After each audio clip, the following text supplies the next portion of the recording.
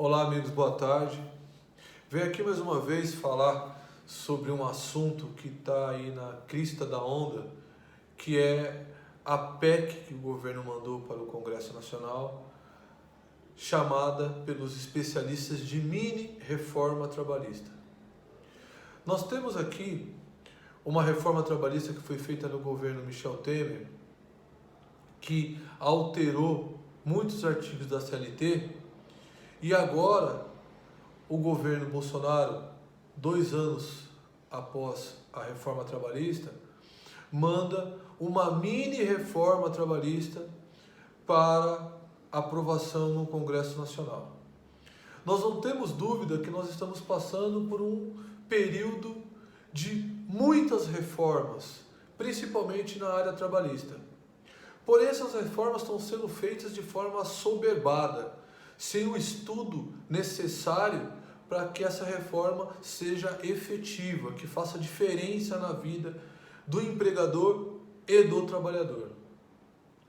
Mais uma vez, essa reforma proposta, ela vem e retira uma série de direitos do trabalhador, dizendo, com a justificativa, de que essa reforma vai trazer maior empregabilidade.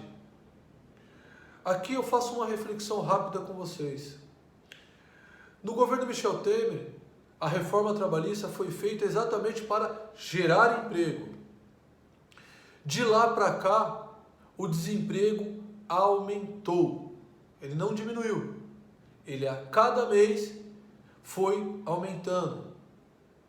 O fato é que a reforma trabalhista, mexer na legislação trabalhista sozinho, não muda nada. O empregador não vai investir em novos empregos, em nova linha de produção, em aumento de linha de produção, e para isso gera contratação, sem que o governo mexa em outros quesitos que são tão ou quanto importantes quanto as leis trabalhistas, como por exemplo a reforma tributária.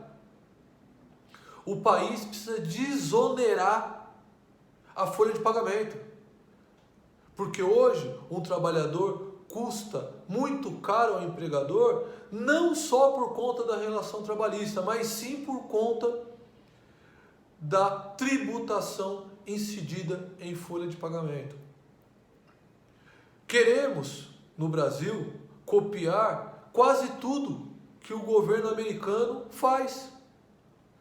Porém, nos Estados Unidos, quem estuda um pouquinho de legislação internacional vai perceber que nos Estados Unidos praticamente não existe imposto sobre folha de pagamento. O imposto incide em consumo. Quem consome, paga.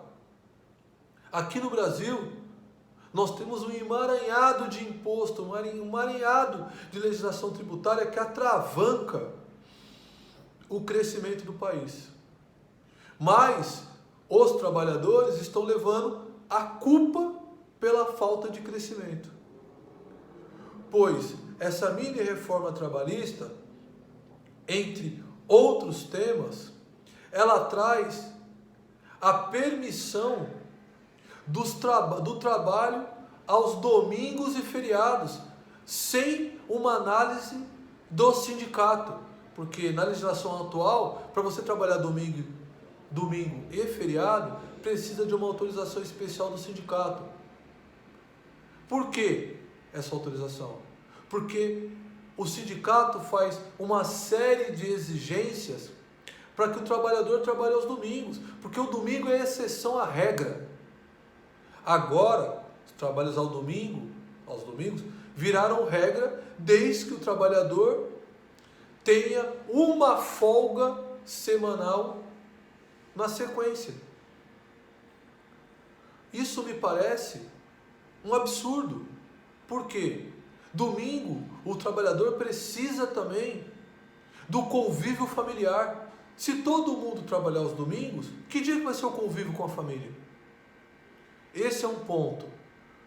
Segundo ponto, as fiscalizações do trabalho, elas vão ser divididas em 4 tipos de infrações.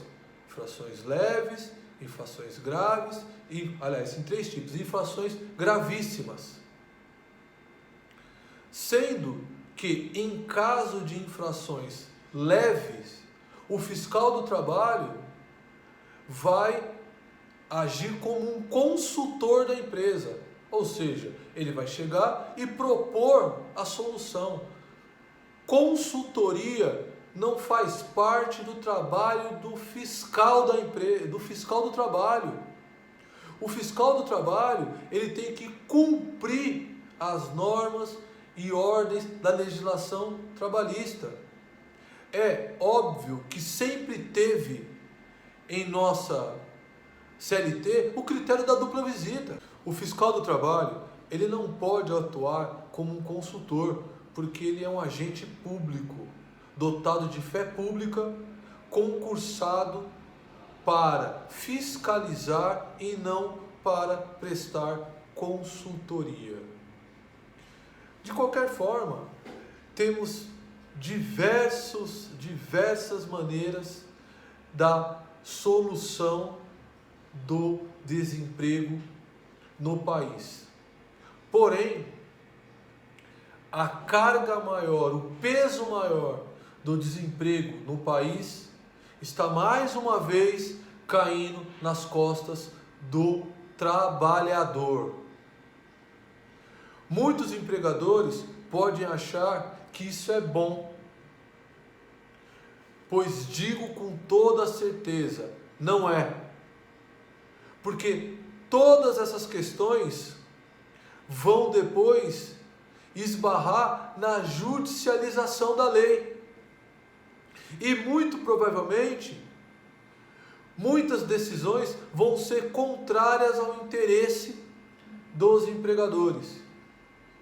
Por quê? Porque a reforma é feita de maneira assodada, sem pensar e sem a conversa com especialistas. Infelizmente, a nossa legislação está virando uma coxa de retalho, não um arcabouço jurídico para a garantia jurídica de que as relações entre empregadores e empregados vão ser pautadas não por aquilo que mais beneficia A ou B, mas sim por uma relação equilibrada em que as partes sabem as suas obrigações e seus deveres. No próximo vídeo eu vou tratar sobre a jornada de trabalho dos bancários, que teve uma alteração muito importante e que vai aí dar muitas discussões nas próximas semanas. Assim que tiver a efetiva aprovação dessa PEC, nós vamos ter muitas discussões sobre a nova jornada dos bancários. Como eu sempre digo, o melhor ainda está por vir.